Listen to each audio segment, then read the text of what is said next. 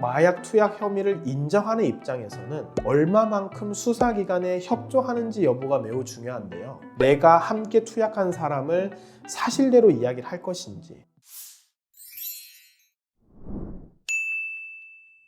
안녕하십니까. 검사 출신 형사 전문 변호사 임성열 변호사입니다. 만약 여러분이 마약 투약 혐의로 경찰 조사를 받게 된다면 소변 및 모발 검사는 당연히 필수로 받게 되는데요. 상당히 오랜 시간 동안 조사를 받게 되고 이 조사에 대해서 어떤 질문이 나오는지 해당 내용을 살펴보고 검토를 해보도록 하겠습니다. 먼저 경찰 조사를 받게 된다면 신상에 대한 조사를 받게 됩니다. 성명, 직업이 무엇인지, 집 주소는 어디인지, 재산 관계는 어떤지, 매달 정기적인 수입은 있는지, 가족 관계는 있는지, 지금까지 사회 경력은 어떤 것인지 전부 물어보게 됩니다. 이건 마약 사건뿐만이 아니라 모든 경찰 조사에서 공통적으로 받게 되는 첫 질문인데요. 이와 같은 개인 신상에 대한 질문은 양형 자료로 쓰이기도 하지만 동시에 수사기관으로 하여금 이 피의자, 당사자와 심리적인 거리를 좁히기 위해 이 방법을 보통 많이 씁니다. 전문적인 용어로는 라포를 형성한다고 하는데요. 이 경찰관과 당사자 간의 심리적인 거리를 좁히기 위해서 훨씬 친근해지기 위해서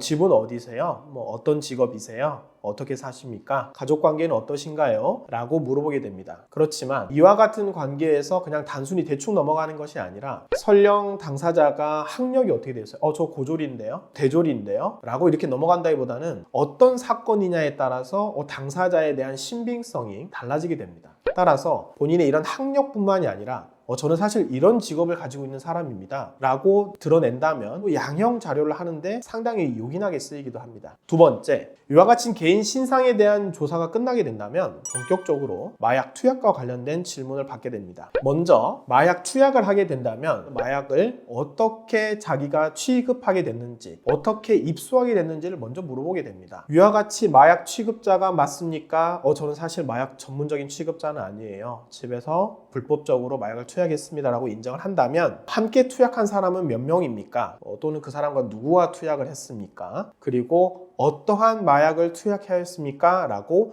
구매 경로를 2차적으로 물어보게 됩니다. 실제 마약을 투약했다면 계속해서 추가적인 질문이 이어지게 됩니다. 그럼 선생님 필로폰만 투약하셨나요? 처음부터 필로폰 하셨어요? 그 전에는 대마나 케타민, 히로뽕 등 하지 않았습니까? 라고 했으면 솔직하게 사실 어디까지 답변을 하는지 여부는 매우 중요할 것입니다. 따라서 본인의 마약 투약 혐의를 인정하는 입장에서는 얼마만큼 수사기관에 협조하는지 여부가 매우 중요한데요. 내가 함께 투약한 사람을 사실대로 이야기를 할 것인지, 그렇다면 어디까지 거기 수사기관에 협조를 할 것인지, 또한 본인 스스로의 입장에서도 내가 객관적인 현재 증거가 어디까지 확인되고 있고 거기에 따라서 어떠한 추가적인 마약 투약 또는 다른 종류의 마약 투약을 어디까지 정확하게 인정하고 또 수사 방향을 결정할지는 매우 중요합니다. 이와 같은 점에 있어서도 변호인의 조력을 도움을 받아 범위를 정확하게 설정하는 것이 매우 중요합니다.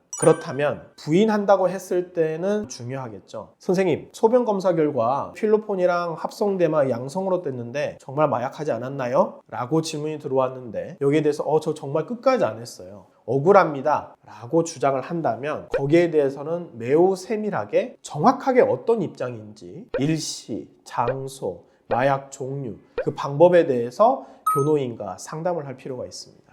먼저 실제로 투약을 하지 않았다면 정말로 투약을 하지 않았는지, 그러면 소변, 모발 검사 과정에서 뭔가 잘못된 착오가 발생하지 않았는지 여기에 대한 모든 과정에 대해서 정확하게 대응을 해야 됩니다. 왜냐하면 객관적인 소변 검사 그리고 모발 검사가 있는데도 불구하고 소위 말하는 잡아뗀다 그러죠. 이렇게 가버리면 지금 마약 형량 자체가 매우 높고 기본적으로 구속수사가 이루어지는데 이와 같은 잘못된 선택을 한다면 본인의 신변에 있어서 구속영장이 검토될 수 있습니다. 먼저 소변 검사라고 하는 것은 필로폰 또는 대마에 따라서 일주일 이내, 한 달 이내에 소변 검사가 양성으로 검출이 되면 사실 이것보다 더 명확한 객관적인 증거는 없습니다. 또한 모발에서 양성이 나왔다면 장기간에 걸쳐서 다량의 마약을 반복적으로 투약했다라는 명확한 증거에 해당합니다.